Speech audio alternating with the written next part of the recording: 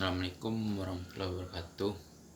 Nama saya David Kurniawan Putra dari Prodi Ilmu Politik 2018.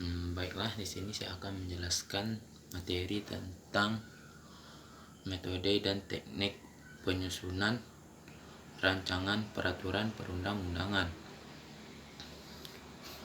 Banyak orang yang menganggap bahwa menyusun peraturan perundang-undangan adalah pekerjaan yang mudah. Apabila sudah tersusun pasal-pasal dan ayat-ayat, maka selesailah pekerjaan menyusun peraturan perundang-undangan tersebut. Dalam suatu seminar, seorang pakar mengatakan apabila tujuannya sudah dirumuskan, maka pembuatan peraturan dapat diselesaikan dalam waktu 2 jam. Namun, seorang pakar itu mencoba merumuskan pemikirannya ke dalam suatu pasal. Dia tidak dapat menyelesaikan pasal itu bahkan sampai seminar itu berakhir. Nah, peraturan perundang-undangan bukanlah opini atau artikel akademis yang dibuat berdasarkan pendapat atau teori semata. Opini dan artikel tidak memiliki daya paksa atas orang lain untuk berbuat atau untuk tidak berbuat. Sebaliknya, peraturan perundang-undangan merupakan dokumen hukum yang memiliki konsekuensi sanksi bagi pihak yang diatur. Peraturan perundang-undangan juga merupakan dokumen politik yang mengandung kepentingan dari berbagai pihak.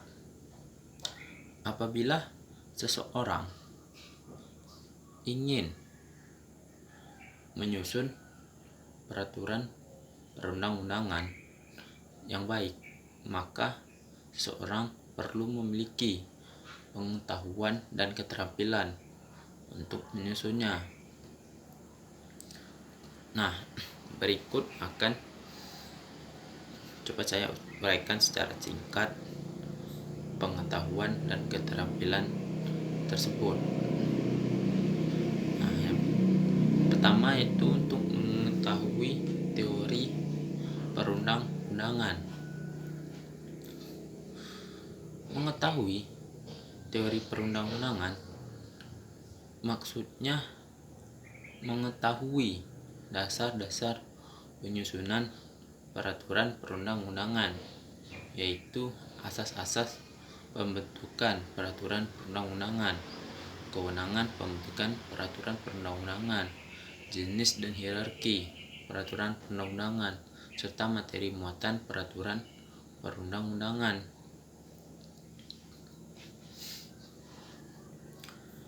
Asas-asas pembentukan peraturan perundang-undangan yang perlu diketahui meliputi kejelasan tujuan, kelembagaan, kesesuaian antara jenis, hierarki, dan materi muatan, dapat diselesaikan efektivitas dan efisiensi, kejelasan rumusan, dan keterbukaan. Mengenai kewenangan pembentukan peraturan perundang-undangan, perlu diketahui bahwa kewenangan pembentukan undang-undang yang berada di tangan DPR yang bersama Presiden membahas dan menyetujui setiap rancangan undang-undang. Selanjutnya, Presiden mengesahkan rancangan undang-undang yang telah mendapat persetujuan bersama menjadi undang-undang.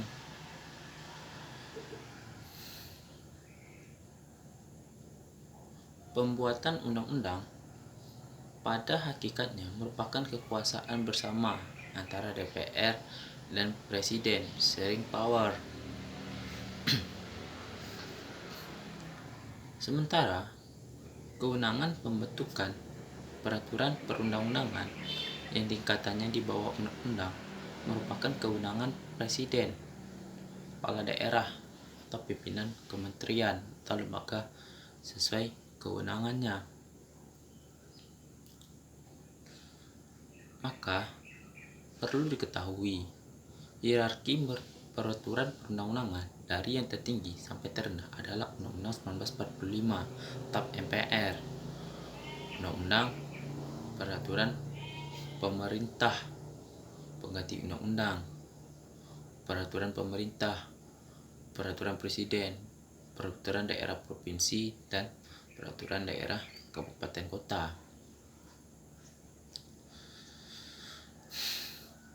Mengetahui hierarki ini itu sangat penting untuk menghindarkan peraturan perundang-undangan yang disusun bertentangan dengan peraturan perundang-undangan yang lebih tinggi tingkatannya.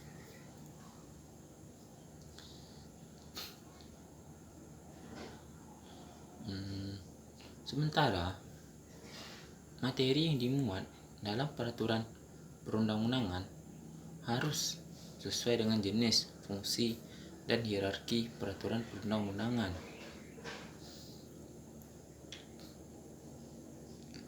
Setiap jenis peraturan perundang-undangan dalam hierarki tersebut memiliki muatan masing-masing sesuai dengan porsinya.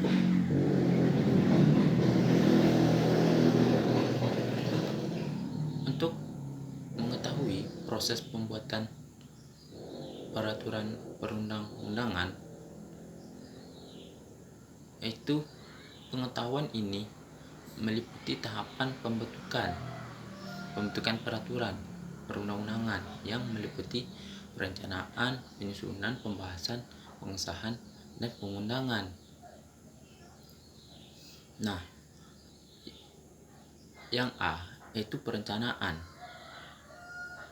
Perencanaan merupakan tahap awal dalam menyusun peraturan perundang-undangan.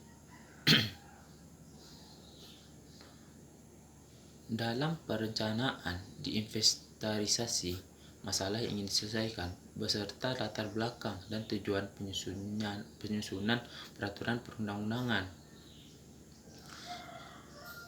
Masalah yang ingin diselesaikan setelah melalui pengkajian dan penyelarasan dituangkan dalam naskah akademik.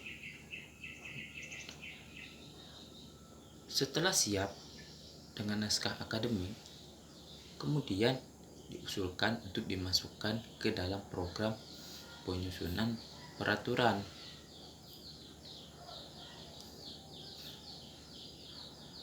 Untuk undang-undang, program penyusunannya disebut Program Legislasi Nasional atau Prolegnas. Poin yang B yaitu tahap penyusunan. Nah, penyusunan peraturan perundang-undangan dapat diartikan dalam dua maksud. Pertama, penyusunan dalam arti proses, yakni proses penyampaian rancangan dari presiden, gubernur atau bupati, wali kota, atau DPR DPD setiap melalui tahapan perencanaan. Proses penyusunan ini berbeda untuk undang-undang, peraturan pemerintah, dan peraturan presiden.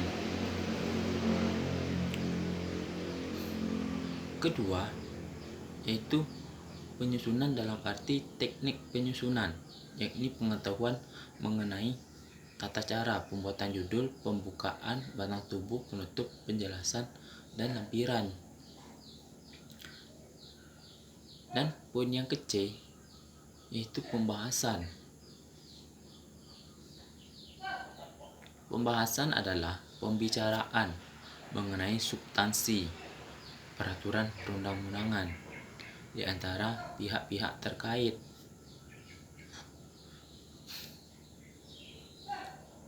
Untuk undang-undang, pembahasan dilakukan oleh DPR bersama presiden atau menteri melalui tingkat pembicaraan.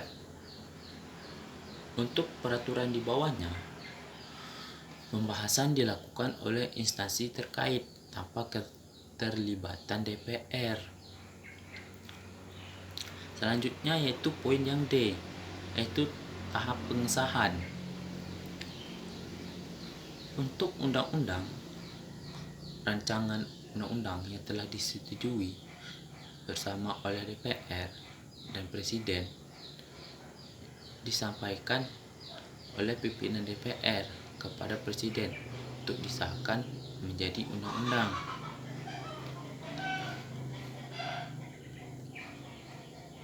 Untuk peraturan perundang-undangan di bawah undang-undang disampaikan oleh Menteri Hukum dan HAM kepada Presiden melalui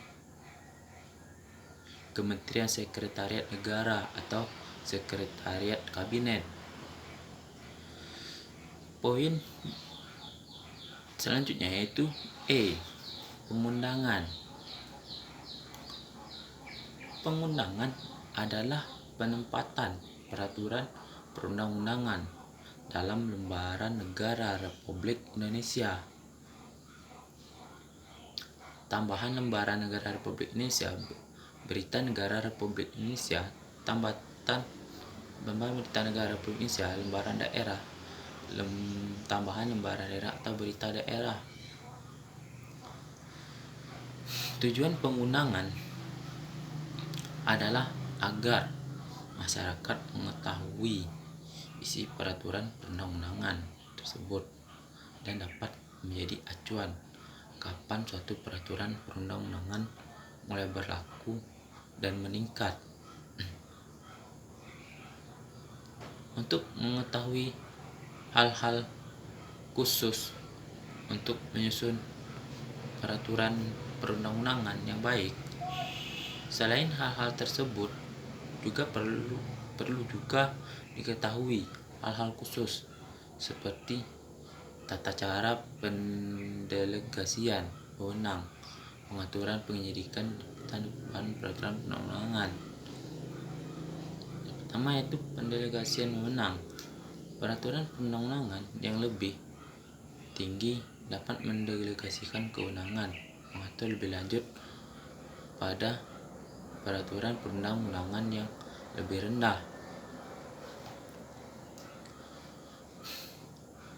Undang-undang dapat mendelegasikan kewenangan pengaturan pada peraturan pemerintah.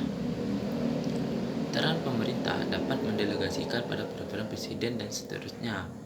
Pendelegasian kewenangan juga dapat dilakukan dari suatu undang-undang kepada undang-undang yang lain, dari suatu peraturan daerah kepada peraturan daerah yang lain. Pendelegasian kewenangan harus menyebut dengan tegas ruang lingkup, materi, muatan yang diatur dan jenis peraturan perundangan yang didelegasikan.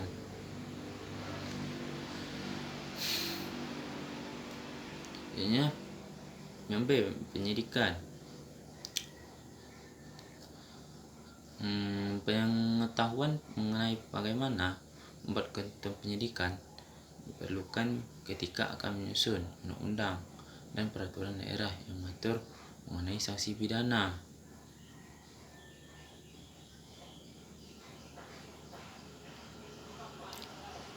Ketentuan penyidikan memuat pemberian kewenangan kepada penyidik kementerian, lembaga pemerintahan, non-kementerian atau instansi tertentu untuk menyidik pelanggaran terhadap ketentuan undang dan peraturan daerah. Dan yang C yaitu pencabutan.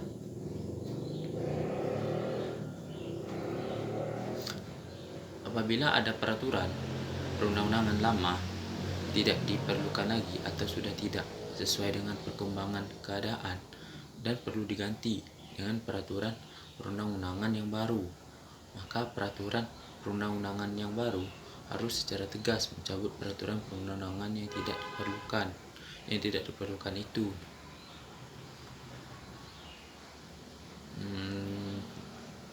Dan jika materi dalam peraturan perundang-undangan yang baru menyebabkan perlu penggantian sebagian atau seluruh materi dalam peraturan perundang-undangan yang lama. Maka dalam peraturan perundang-undangan yang baru tegas mengenai pencabutan atau seluruh peraturan perundang-undangan yang lama.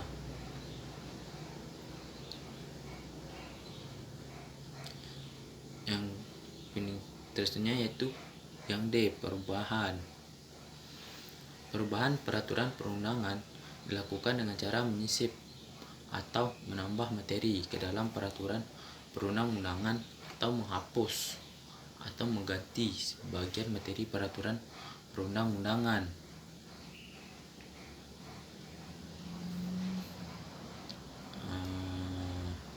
Perubahan peraturan perundang-undangan dapat dilakukan terhadap seluruh atau sebagian buku, bab, bagian paragraf, pasal, dan atau ayat, istilah angka atau tanda baca.